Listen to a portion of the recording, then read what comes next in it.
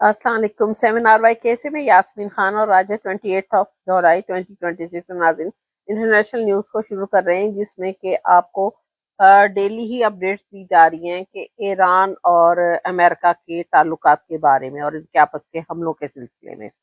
ناظرین اس وقت اپنا ہرمز جو ہے وہ بند ہے اور اپنا ہرمز میں بارودی سرنگ سے آئل ٹینکر تباہ ہو چکا ہے، یعنی کہ ایران کے موقع پر نئی بحث چھڑ چکی پوری دنیا میں۔ ذرائع کے مطابق یہ بتایا جا رہا ہے کہ ایران نے پہلے ہی کہا تھا کہ کوئی جہاز بغیر اجازت کے نہیں گزرے گا۔ اب تیل کی سپلائی اس راستے سے جو ہوتی اور اپنا ہرمز پر ایران کا سخت موقف آیا ہے کیونکہ ایران جانتا ہے کہ دنیا کے گزرنے والے جہاز اس کے طے کیے ہوئے اصولوں پر عمل کرے۔ اب اس تنازع میں بحری راستوں میں نگرانی سخت ہونے کی صورت نظر آ رہی ہے، یعنی کہ امریکہ، فرانس اور جاپان کا ذکر بھی بارودی سرنگوں کے دعووں کے سلسلے میں نئی بحث دنیا میں چھڑ چکی ہے۔ اب روسی حملے میں ترک کارگو جہاز یعنی کہ شولوں کی نظر ہوا ہے۔ اب بھارتی عملہ محفوظ نکال لیا گیا اس میں سے۔ اب رپورٹس کے مطابق جہاز مکئی کی کھیپ لے کر یہ جا رہا تھا اور اچانک اس میں آگ بھڑک اٹھی، لیکن عملہ محفوظ رہا۔ یہ ایک کارگو جہاز تھا ناظرین جو کہ شولوں کی نظر میں ہوا ہے۔ اب اس وقت امریکہ خاموش ہے مگر ایران ایکٹیو ہے۔ عراق میں ڈرون حملے نے نئی بحث چھیڑ دی ہے۔ اب یورپ جنگ نہیں چاہتا، آگ سے لڑ رہا ہے، یعنی کہ لاکھوں افراد نقل مکانی پر مجبور ہو چکے ہیں۔ اب یوکرین کے بھی ایک نیوز آئی ہے کہ ایران تنازل میں شامل نئے محاذ نے دنیا کو چونکا دیا ہے، یعنی کہ یوکرین کے زیلنسکی نے بڑا دعویٰ کیا ہے کہ روس جو ہے وہ ایران کو خفیہ سیٹلائٹ معلومات فراہم کر رہا ہے۔ اس کے بعد ایران مذاکرات میں کے لیے تیار ہے لیکن وہ اپنی شرائط پر ناظرین، اس نے جو پہلے بھی اپنے لیے ایک موقف برقرار رکھا تھا وہ اب بھی ایران اسی پر قائم ہے، وہ اس سے نہیں ہٹ رہا۔ گو کہ امریکہ بھی نئی حکمت عملی پر مجبور ہو گیا ہے لیکن ایران اپنے موقف پر اسی طرح ہے، یعنی کہ اس کے ساتھ روس اور چائنا بیسیکلی اس کی بیک بون بنے ہوئے ہیں، اس لیے ایران جو ہے وہ ڈٹ کر جواب دیتا ہے اور امریکہ جو ہے وہ ہر 2 دن بعد کیا مذاکرات پر آ جاتا ہے یا نئی حکمت عملی پر آ جاتا ہے، یا کبھی جو کہ آپ کہہ لیں کہ جنگ شروع کر لیتا ہے، حملے شروع کر لیتا ہے اور جہاں پھر ان کو روک دیا جاتا ہے۔ تو ناظرین اب ہم تھوڑی سی ڈومیسٹک نیوز کی طرف آ رہے ہیں۔ ڈومیسٹک نیوز میں پاکستان کے بارے میں بتاؤں کہ بہت ہی برے حالات ہیں جو اس وقت کی فیک حکومت بٹھائی گئی ہے، اور جنہوں نے بٹھایا ہے ناظرین وہ خود پاکستان کے انہوں نے برے حالات کروائے ہوئے ہیں۔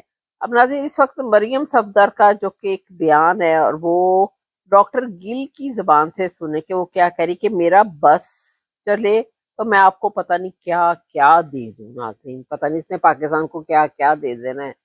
اور ناظرین آپ یہ دیکھیں، میں تو کہتی کچھ بھی نہ دے، جتنی جائیداد جتنا کچھ بنایا پاکستان کے خزانوں سے پیسہ لوٹا، اس نے لوٹا، اس کے باپ نے لوٹا، اس کے چچا نے لوٹا، ناظرین وہ سارا ہی واپس کر دیں، اور اس سے کیا چاہیے؟ اس سے کچھ نہیں چاہیے ناظرین۔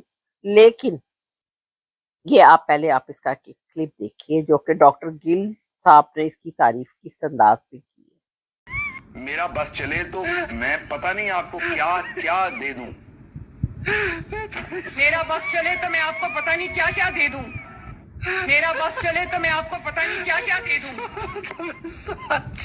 میں حیران ہے کہ باجی کہڑے پاسے نوں تر پئی ہے۔ ویسے ہوں دین جو کا کچھ رہ تے گیا نہیں، معاملات تو سارے اجڑ گئے نے۔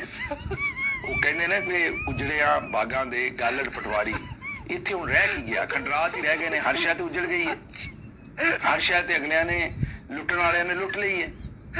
میرے کہنے دا مطلب ہے کہ اس ویلے بے روزگاری جڑی ہے وہ اور غربت جڑی ہے اور روچتے ہے 45% تو بہت ہی غربت ہے۔ $100 بلین تو زیادہ ساڈا قرضہ ہے۔ تے دینا کی ہے ہن تسی؟ رہ کی گیا دین والا؟ پر باجی پتہ نہیں کہڑے اعلان کر دیے لوکاں نوں، کی چکر دیندی ہے باجی، کہڑے خواب پوان ڈئی لوکاں نوں۔ میرا بس چلے تو میں پتہ نہیں آپ کو کیا کیا دے دوں۔ میرا بس چلے تو میں آپ کو پتہ نہیں کیا کیا دے دوں۔ میرا بس چلے تو میں آپ کو پتہ نہیں کیا کیا دے دوں۔ تو ناظرین آپ نے یہ کلپ دیکھا، اب اس کے بعد مریم صفدر کی اصل میں وہ پکچر دیکھے جو ان کی اصلیت تھی، یعنی کہ اس کی 17 ایئرس کی ایج تھی، یہ پکچر دیکھے کس طرح ننگے پاؤں اور کس طرح کے عام سے کپڑے پہنے یہ اور اس کی بہن کھڑی ہیں ناظرین. یہ پکچر دیکھیں اور اس کے بعد سے ان لوگوں نے کس طرح اس کے باپ نے پیسہ لوٹا ہے اور اب اس کی حالت دیکھیں کیا ہے. لیکن یہ پہلے کی آپ کو میں پکچر دکھا رہی ہوں، یہ ضرور دیکھیے. 17 سال کی مریم نواز ہیں یہ، اپنی چھوٹی بہن 9 سال کی اسما نواز کے ساتھ.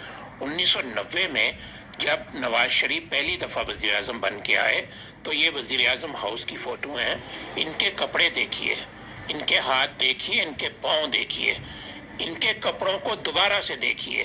یہ جو کہتے ہیں ہم ارب پتی خاندان سے تھے، یہ 250 روپے والا سوٹ انہوں نے پہنا ہوا ہے. کوئی جویلری دکھ رہی ہے آپ کو؟ کوئی سونے کا سیٹ دکھ رہا ہے؟ کوئی ہیروں کے سیٹ دکھ رہے ہیں؟ ابھی جو برانڈڈ کپڑے پہنتے ہیں کروڑوں روپے کے، پاکستان کا خزانہ لوٹ کے کھا گئے. یہ تھی ان کی اصل اوقات 1990 میں. ناظرین پھر آپ نے اس کی یہ بھی دیکھ لی، اس سے اندازہ ہوا آپ کو کہ کس طرح پاکستان کا خزانے کا پیسہ جو ہے یہ اس کے باپ نے لوٹا ہے. ناظرین اب بیٹی بھی لوٹ رہی ہے. اور آپ کو میں ایک بات بتاتی چلوں کہ یہ پہلے یورپ دوسری سائڈوں پر پیسہ اپنا اکاؤنٹس میں ڈالتے تھے، پراپرٹیاں بناتے تھے، لیکن اب جو ہے وہ بیلاروس کی طرف پہنچ جاتے ہیں، وہاں پر اکاؤنٹ کھولے، وہاں پر اپنا پیسہ ٹرانسفر کر رہے ہیں. اپنا پیسہ کہاں گیا ہے تو بیسیکلی پاکستان کا، لیکن لے کے تو اپنے جہازوں میں لے کے جا رہے ہیں. اب ناظرین عوام کی انہوں نے کیا حالت کر دی ہے، یہ تو پیسہ لے کے جا رہے ہیں، لیکن کیا ہے کہ وہ ایک نان دیکھ لیں کہ کھانے کے لیے سوکھے نان ہے وہ کس طرح پانی میں کتنا سفر طے کر کے آ رہے ہیں، جو انہوں نے ملک کی حالت کر دی ہے. عوام کس طرح تہر رہی ہے اور اپنے کھانے کے لیے وہ چند نان سوکھے کیسے پکڑ کے لے کے جا رہے ہیں، یہ بھی آپ دیکھیے سین.